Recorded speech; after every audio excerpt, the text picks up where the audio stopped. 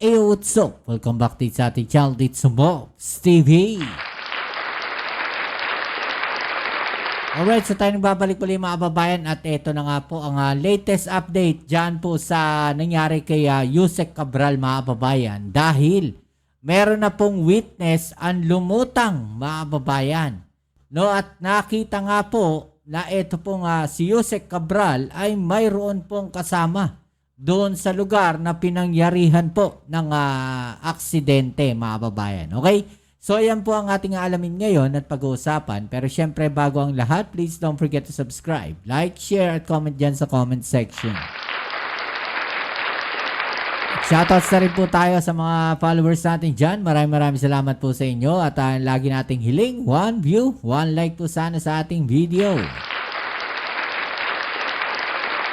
Okay, so eto na mga kababayan, no, grabe. Sabi nga natin, no, yung lugar po na yon mga kababayan na pinangyarihan po na kung saan nakita po itong bangkay o katawan, no, ni Yusek Cabral. No, yung lugar po na yan mga kababayan ay bibihira po ang mga bahayan. No, kung may mga bahay po diyan, medyo magkakalayo. Nagkataon naman mga kababayan, no, nasa parte po na yon na kung saan nakita po no, itong si Yusek Cabral, nagkataon po na may mga bahayan, mga kababayan.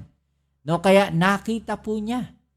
No, ito pong si Yusek Cabral, doon po sa pwesto na yon at may kasama po.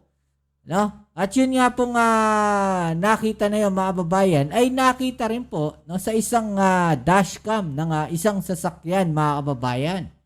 No? So ito po, papakita natin sa inyo yung dashcam na to mga kababayan, no, sa balita. Ayan. So ito po yung kuha sa dashcam mga kababayan. Okay, so ito panoorin po natin, ano. Okay, inalisan ko lang po ng sounds mga kababayan kasi baka ma-copyright po tayo. Okay, so sabi po dito, dashcam footage umano ni Cabral na nakaupo sa tabi ng Cannon Road. Okay, so ayan, umaandar po yung sasakyan, no? Along Cannon Road po yan, mga kababayan. At dyan po sa gilid na to, kung makikita ninyo, no, yan, dyan po sa parte na yan, yan, nakikita po sila. Ito po yung isang yung sasakyan, mga kababayan, at saka may tao po doon sa gilid. Okay, so yan, meron pong isang sasakyan dyan, mga kababayan. Okay, so ayun po, no? Hindi umano ay sinasabi na si Yusek Cabral daw mga kababayan. Yun daw po nakaupo na yon. Ayan. Yan po nakaupo daw po na yan mga kababayan. Ayan o, yung may bilog. Okay, so inulit po yung video. Ayan. So yun po yun mga kababayan. No? So doon po nakita. No, ito nga si Yusek Cabral. Ayan po. Okay, so yun po yung pagdaan nila. Diyan po sa area na yan. Na kung saan nakita po itong si Yusek Cabral na di umano nakaupo nga po. No, diyan po sa gilid na yan mga kababayan. Okay, so meron pong witness na nakakita po no, na di umano, yun daw po si Yusek Cabral ay mayroon pong kasama. No, doon po sa lugar mga kababayan. At ito nga po yung sinasabi ng witness na to mga kababayan. No, o isa sa mga ilang residente po no, na nakakita no, dito kay Yusek Cabral doon po sa area na yon mga kababayan. Diba? So sinasabi nga natin dito na yung area po na yon is passable sa mga sasakyan no, at posibleng may mga dashcam po na nakahagip. No, doon po sa nangyari na yun at hinihingi na nga po ng tulong no, ng PNP, ng kapulisan, yung mga sasakyan na dumaan doon sa oras po na yun between 3 to 5 p.m. something. No, yun po yung kanilang nire-request doon sa mga sasakyan dahil sa area po na yun ay di umano wala daw po mga dashcam mga kababayan na sana no, ay maaaring makatulong no, dito po sa ginawa na to sa nangyari. No, dito po kay Yusek Cabral mga kababayan. Kasi, no, so posible kasi ganito mga kababayan, pagbalik po nila ron, no, ni Yusek Cabral at yung driver niya, No, maliwanag pa daw po. No, nung bumalik siya, medyo madilim na. Hanggang sa nagdilim na nga ng tuluyan, ay nagtawag na po siya ng pulis, mga kababayan. No, pero kayo po ba, no? Kung kayo ang driver ni Yusek Cabral, mga kababayan, ay papayag po ba kayo na iwanan nyo po? No? Yung amo ninyo, basta-basta lang ganon. Na alam naman ninyo kung sakali, syempre, kabisado mo yung amo mo eh. Diba? Iiwanan mo ba siya kung nasa ganong klaseng condition siya na nakikita mo na parang depressed or something, may iniisip, diba? No? Kasi kung ikaw yung driver, siguro pag nakita mo ganon, mag-aalala ka rin. Kung sinabi niya na, umalis ka muna, diba? Magano ka muna, aalis ka pero hindi ka siguro lalayo. Diba? Aalis ka, hindi ka lalayo at nakaantabay ka palagi sa kanya. Diba? Kung gusto niya mga mapag-isa doon sa lugar na yon, diba? At least, lumayo ka lang konti sa kanya, baga, dumistansya ka na kung saan, nakikita mo pa rin yung amo mo. Dahil baka mamaya kung ano mangyari doon sa amo mo. Diba? Yun yung doon yun yung isa sa mga katanungan ng ating mga kababayan na sana, hindi po iniwanan ng driver itong si Yusek Cabral. Diba? Kagaya niya, may nangyari na ganyan. At ito nga po, yung sinasabi ng isa sa mga witnesses po. Okay, so ito po yan, mga kababayan. May taong dalawa na babae at saka lalaki na ewan ko kung anong ginagawa doon. Nagsiselfie siguro o ano. Okay, so may lalaki at babae daw po na nakatayo doon, mga kababayan. Nung i-scan ko yung Facebook, yun naman, sila rin yung nakita ko doon. Pasado anong oras po? Mga 8 and up. Pabalik-balik po sila, matagal sila doon. Hindi ko alam kasi, yun lang ang oras na sumilip ako. Sige pa. 8:30 to, na yun, mga ganong oras, pataas. Tapos, natatraffic yung mga sasakyan, nadidisturbo ako kasi sa mga tahol ng aso at yung mga busina ng sasakyan. Kaya bumubusina yung sasakyan siguro, mga kababayan, dahil nga pong yung pwesto po nila, medyo alanganin po kung titignan natin dito. Ayan po, nasa gilid kasi sila ng kalsada lang.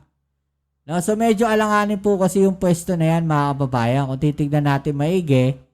Di ba? Nasa gilid po sila ng kalsada. No, at yan po ang kalsada po na yan paliko-liko. No, diyan po sa Cannon Road. Kaya konting pagkakamali lang po diyan pag may umovertake, posible pong may magkabanggaan. Kaya siguro siya binubusinahan diyan, sinasabi siguro nito mga sasakyan na to, wag ka diyan. No, o binubusinahan siya para maging aware siya na may mga sasakyan na dumadaan. Kaya naman nabulabog, ito pong mga residente rito. Isa na nga po ito si Manang. No, doon sa residente na sumilip dahil nga nagkakahulan yung mga aso. Diba? Pero ang tanong, anong oras yun? So umaga pa daw, mga babayan, mga 8:30 daw. Sinilip ko yung kalsada.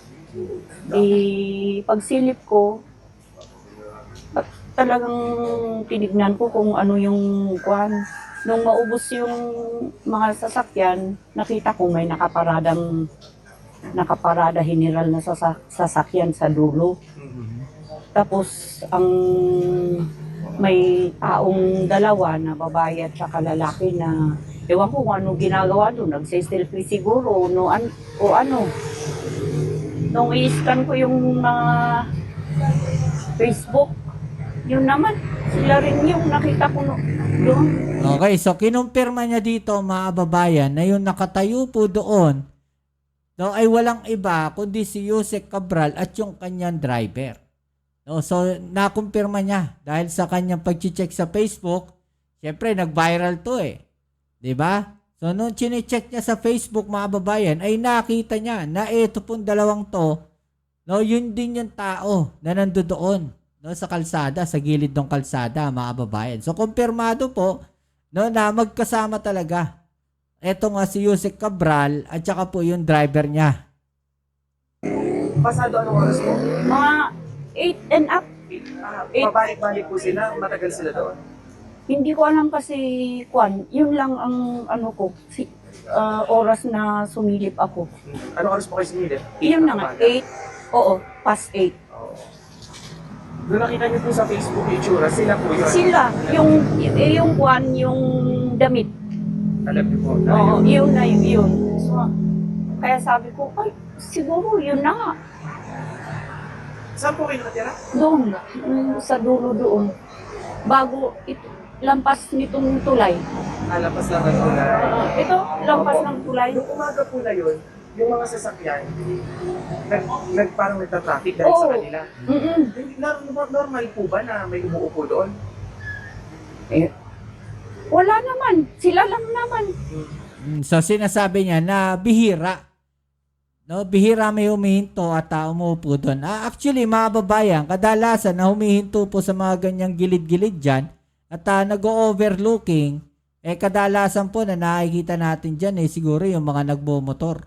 No, kasi maliit lang yung parking doon sa gilid, yung parang sidewalk, mga babayan. Ayan maliit lang siya. No? Maliit lang siya. So kung papark nga naman itong sasakyan dyan, talaga namang sasakop po o kukuha po ito, mga babayan, ng espasyo. Ayan, kung titignan natin itong sasakyan na to, ayan na nga ho. No, halos kumain na siya doon sa may kabilang lane. Dahil nga po itong sasakyan, kinain na po halos yung kalahati ng kalsada ng lane nila. Kaya ito po, ang sasakyan na to, ayan umu-overtake na lumalagpas na doon sa yellow lane, mga babayan. Kaya medyo naabala yung mga residente, isa na nga po yung sinanay, kaya sinilip niya. At kumpirmado po doon sa kanilang pananamit na yun yung kanilang suot. Kahit Tapos- yung ibang turista hindi po dumadaan doon. Hindi kasi pag pag dito sa Quezon, pag sa Alanganin. alanganing lugar hindi. sila nagpaparada, kung inaano ko, huwag dito kasi baka mahulugan pa kayo ng Tama yun. mga bato, gano'n. Nung oras na yun, hindi niyo po sila pinuntahan. Hindi. Silip nyo lang. Nasilip ko lang. Kasi hindi ko naman alam na Na may position sa Oo. gobyerno dati. Oo. Ayan ex-DPWH Yusek Cabral, nakita raw ng isang residente na nakatambay sa lugar na pinaghulugan umano nito. Actually, mga babayan, base po sa report, umaga pa lang nagpunta po sila doon sa lugar na yon at bumalik sila doon po sa kanilang hotel, mga babayan, doon po sa Ion Hotel, mga babayan, bumalik po sila ron. No, tapos after mga ilang oras lang ay bumaba na uli sila. No, at bumalik uli sila doon sa lugar, same spot na yon kung saan po iniwanan na itong driver, itong si Yusek Cabral. At doon na nga po nangyari yung aksidente na to, mga babayan. Okay, so eto po may mga witnesses na po ngayon, mga babayan, na nakita po sila doon sa lugar na yon. Okay? So ano pong masasabi po ninyo dyan, mga babayan? At i-comment po sa ibaba ang inyong mga opinion at atin yung pag-usapan. Alright? So yan muli, maraming salamat sa lahat ng mga patuloy na nakasuporta dito sa ating channel. Kita-kits po tayo sa ating next video upload. Ito po muli ang inyong Kuya Mobs, it's Mobs TV. Peace and out.